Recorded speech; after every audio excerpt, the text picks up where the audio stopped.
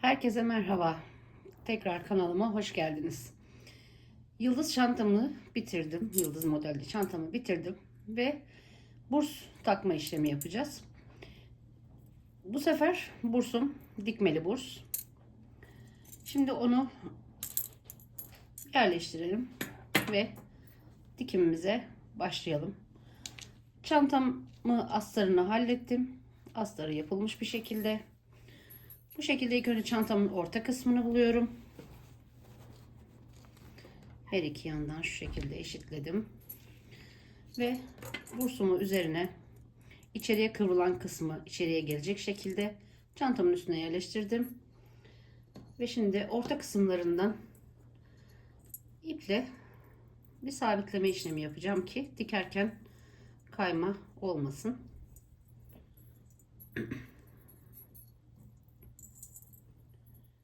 Yine çok da sıkı bir dikiş bağlama yapmıyorum. Hafif bir bağlama yapıyorum tutacak kadar. Aynı şekilde bu köşeyi de halledelim. Astar diktiğimiz için biraz kenarlarda yer kalmadı.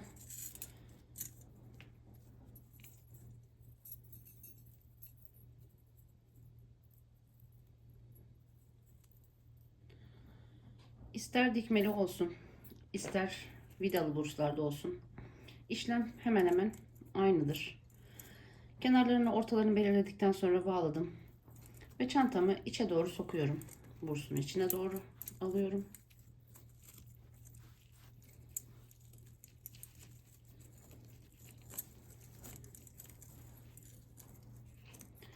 Ve şu kenarlardan şu şekilde yine bir makas yardımıyla veya tornavida yardımıyla içeriye doğru ittireceğiz.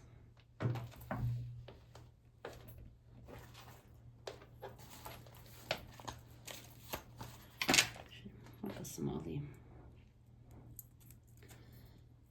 Çantayı dikmeden önce yerleştirme işlemini yaparsanız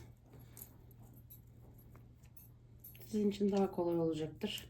Hani vidalılarda ittire ittire yapabiliyoruz ama dikmelilerde hazır olursa bizim için daha iyi. Şu kumaşın kıvrımlı kısımları da dahil olacak şekilde güzel bir şekilde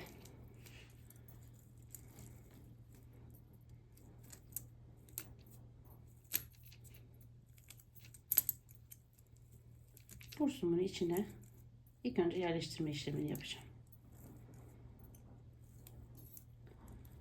Orta kısımlarının kaymamasına dikkat edin. Orta kısımların şu şekilde tam ortalanması. Şimdi ipi bağladığımız yerden kayabilir.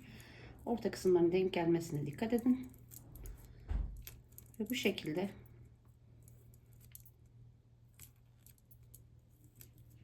bursumu içine yerleştirip dikme işlemi için geliyorum.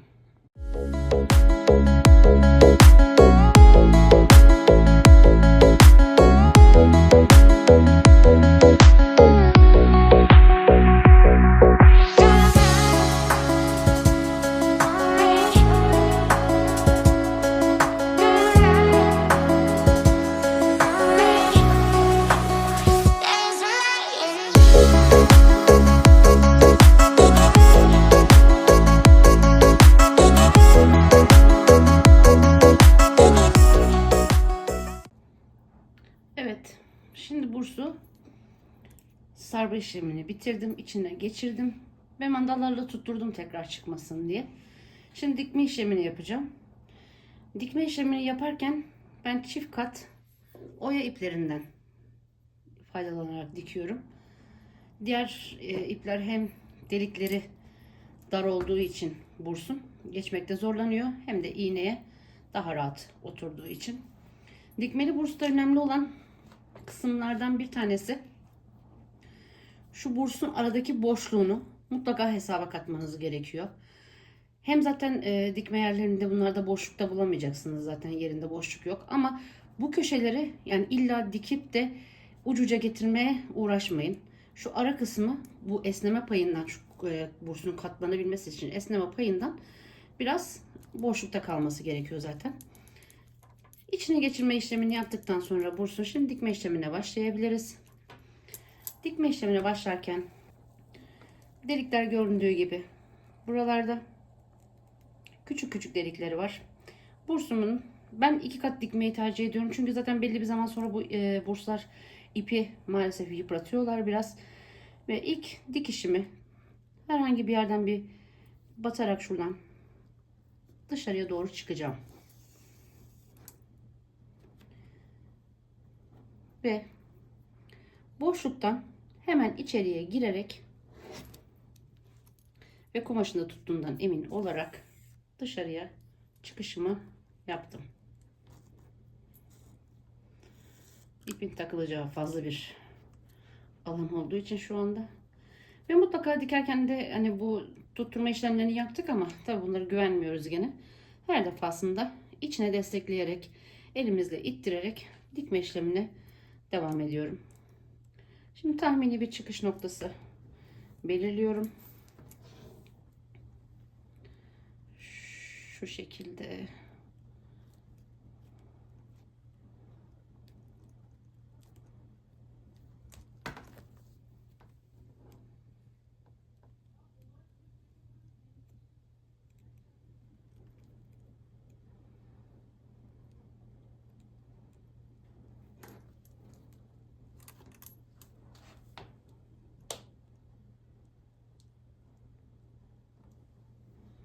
Şu şekilde buldum.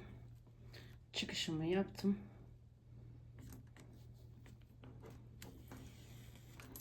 Ve sıkı sıkı çekiyorum. Bu çekiş çantamın içeriye girişini biraz daha kolaylaştırıyor. Ben iğne ardı dediğimiz teknikle, yani buradan çıkışımı yapacağım, tekrar buradan gireceğim. Buradan çıkışımı yapacağım, tekrar buradan gireceğim. O şekilde devam edeceğim. Demin çıkış yaptığım ilk yerden tekrar içeriye giriyorum.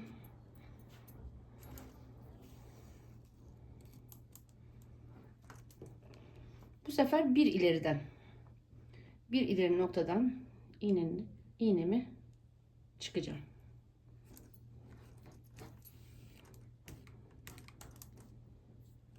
Yine bir sıkıca bir çektim. Bir ileriye.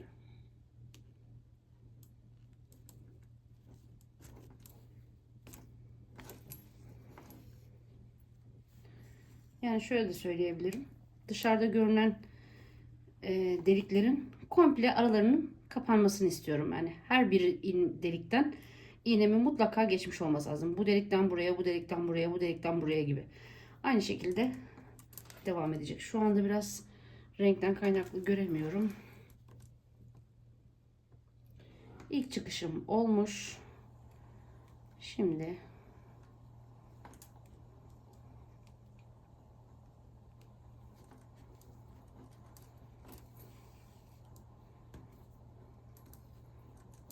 çıktım ve tekrar aynı noktadan, hani bir geriden tekrar içeri giriyorum.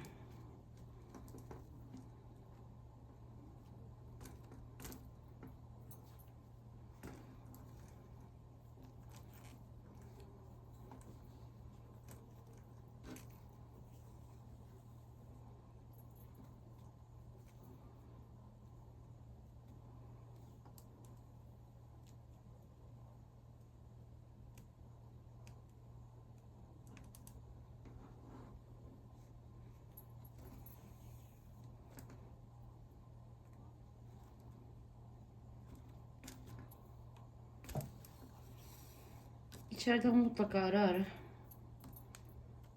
dikişinizin tutup tutmadığını mutlaka kontrol edin. İçeriye bu şekilde ittirerek dikişime devam edeceğim.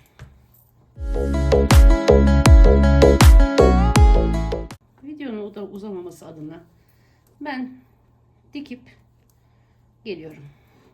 Sizlere de hızlandırılmış bir şekilde videoyu izleyebilirsiniz.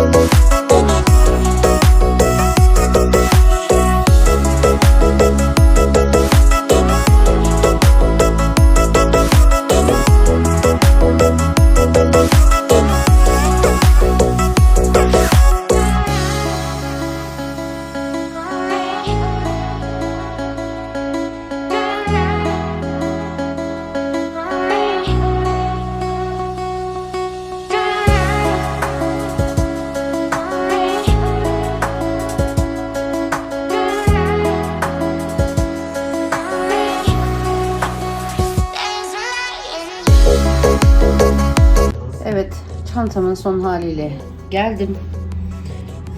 Gördüğünüz gibi şöyle bir altın rengi bir zincir taktım. Şu şekilde çok tatlı, içi bahar çiçekleri gibi bir çanta oldu. Şu kenarlarında kalan kısımları biraz daha içlere doğru sokturacağım. Gerekirse yapıştırıcıyla da yapıştırabilirim. Ama gördüğünüz gibi şu aradaki boşlukları söylemiştim. Mutlaka atlayın. Bu büküldüğü zaman bize kolaylık sağlayacak çantanı kapanırken. Gördüğünüz gibi tabanını da şu şekilde tekrar yeniden göstereyim.